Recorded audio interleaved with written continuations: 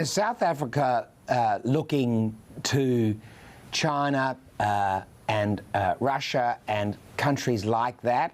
It has been a part of the non-aligned movement for a very long time, but is China very prevalent in South Africa and influencing its government and its politics and its economy?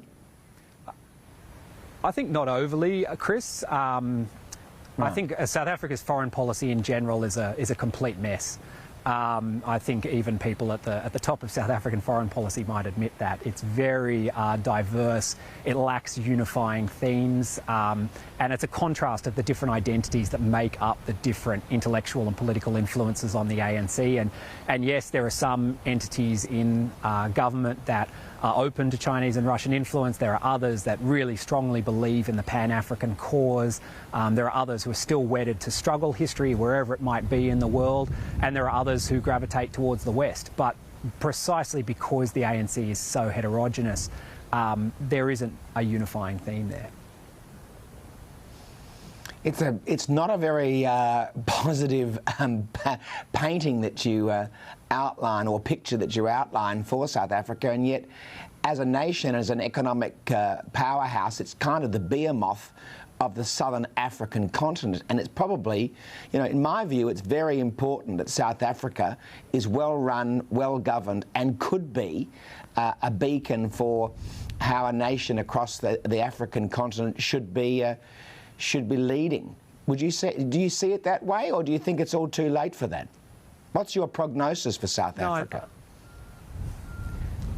My prognosis overall isn't terribly positive. I think we'll probably get more of the same, brain drain across racial groups and at an earlier age, coupled with periodic violence to settle political and social disputes. But it is incredibly important that South Africa develops in a more positive direction. It is an exemplar for a whole range of other countries, and its economy is interlinked with those countries in a way that problems in South Africa inevitably spill over to and affect other countries. What Australia can do is just engage more economically, trade more, engage more diplomatically, lift South Africa up the list of countries that it engages with. There's incredible opportunity there for countries like Australia. We just haven't been very good at exploiting it. I assume that one of the things that the South Africans could be doing is investing more heavily in their education of their skills base, because going back to one of your answers to a previous question, it was the lack of investment in human capital that has so denuded South Africa of the skills base that it needs to build an economy of tens of millions of people. Yeah, that's absolutely right. I think education is the one most important thing that South Africa needs to solve today, and unfortunately it's really struggling to.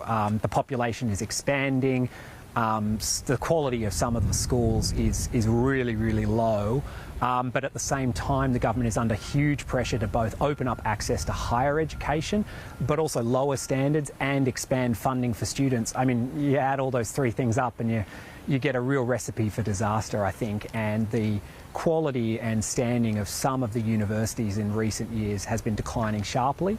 Lecture halls overspilling, and quite frankly, a lot of students attending university who simply aren't equipped to be there. And it's just one level of the education system shifting the burden for educating these students up to the universities.